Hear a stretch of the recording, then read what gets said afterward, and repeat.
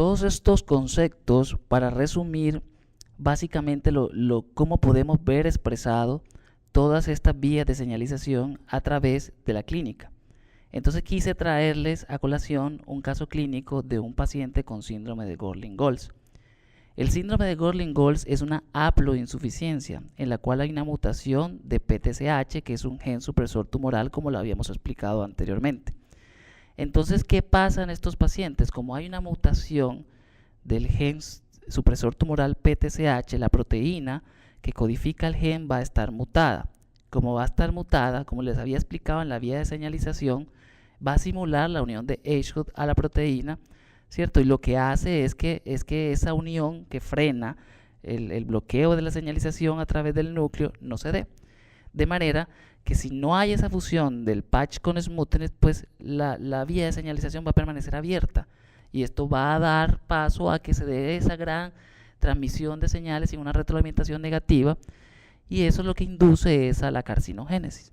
Entonces, este tipo de paciente va a tener el desarrollo de múltiples cánceres de pieles. Son múltiples cánceres de piel y habitualmente a temprana edad con algunas otras manifestaciones clínicas, porque si bien el gen PTCH también regula alguna formación de algunos otros sistemas, como el sistema musculoesquelético, por ejemplo, entonces también vamos a ver que estos pacientes van a tener no solo manifestaciones en piel, sino que también van a tener manifestaciones desde el punto de vista musculoesquelético. Entonces quise traerle el caso, es un caso de una paciente femenina de 32 años que consultó a nuestro instituto por un cuadro de más o menos un año de evolución de aparición de múltiples lunares, como ella le llamaba. Estos lunares consistían básicamente en neoformaciones múltiples en rostro y en pecho, caracterizadas por neoformaciones tipo pápulas o placas que eran de color gris perlado, de bordes regulares, bien definidos, y algunas podrían estar ulceradas. Ante la evidencia de este tipo de lesiones clínicamente podremos observar en esta diapositiva que la lesión es muy compatible. Si vemos, es una lesión ulcerada de un borde perlado, gris perlado, de bordes regulares, bien definidas sobre la frente, y estas lesiones son muy claramente subjetivas de un carcinoma de células basales de tipo pigmentado o ulcerado. Entonces, con esta impresión diagnóstica, si vemos este tipo de lesión, estábamos de acuerdo en que era un carcinoma de células basales. Le hicimos una biopsia de la piel, la cual corroboró que se trataba de un carcinoma vasocelular. Ahora, llamaba la atención a la inspección de la paciente orejas de implantación baja, como podemos observar aquí.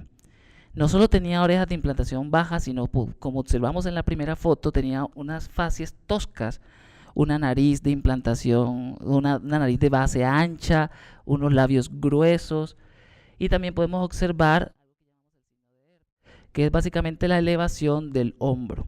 Entonces, si vemos el hombro derecho, no está simétrico con el hombro izquierdo o el hombro contralateral. Podemos observar una elevación de ese hombro. También podemos observar que hay un aumento en la cifosis de la columna cervical. Entonces hay una cifosis que es notoria. Y también la aparición de hoyuelos o pits palmoplantares, que es común en estos pacientes. Esa paciente tenía escasos pits palmoplantares, pero algunos pacientes con síndrome de Gorlin-Goltz podemos encontrar francamente hoyuelos o depresiones palmoplantares abundantes. Ahora, estos pacientes también pueden desarrollar meduloblastomas y algunos otros tipos de tumores como tumores de ovario por lo mismo, por la mutación en el gen PTCH, que es el gen supresor tumoral. Creo que con esto podría quedar claro cuál es la importancia de estas vías de señalización y qué implicación desde el punto de vista clínico tiene. Es decir, que cuando a nosotros nos lleguen este tipo de pacientes que pueden manifestarse con una gran cantidad de tumores en piel, hay que sospechar en esta genodermatosis, en esta haploinsuficiencia, ¿cierto? Y ya tomar las conductas adecuadas.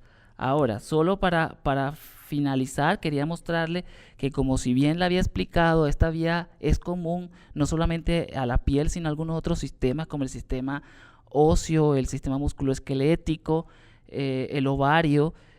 También podemos encontrar que estos pacientes pueden tener múltiples quistes odontogénicos y quizá, Yo lo enfoco desde el punto de vista dermatólogo porque a nosotros como dermatólogos es nuestra prioridad la piel, pero quizá los pacientes no consultan inicialmente por los carcinomas vasocelulares. Los pacientes nos consultan y casi siempre llegan al odontólogo por los queratoquistes mandibulares. Entonces es importante porque esta paciente ya había sido evaluada por un odontólogo quien la había encontrado y le había hecho la excisión quirúrgica de algunos queratoquistes mandibulares. Entonces, paciente con múltiples carcinomas vasocelulares, queratoquistes mandibulares, fascia tosca y algunas anormalidades musculoesqueléticas, pues era más que claro que estábamos ante la presencia de un síndrome de Gorlin-Goltz. Quizá este es uno de los síndromes más representativos de las alteraciones de las mutaciones de los genes supresores tumorales. Hay otros síndromes que quizás no serían el objetivo de esta práctica, pero son muchos: el síndrome de Bacedu-Precristol, el síndrome de Rombo, entre otros. Para mí es satisfactorio que quede claro la aparición de este síndrome de Gorlin-Goltz porque es uno de los más representativos en las mutaciones o en las alteraciones del gen supresor tumoral PTCH.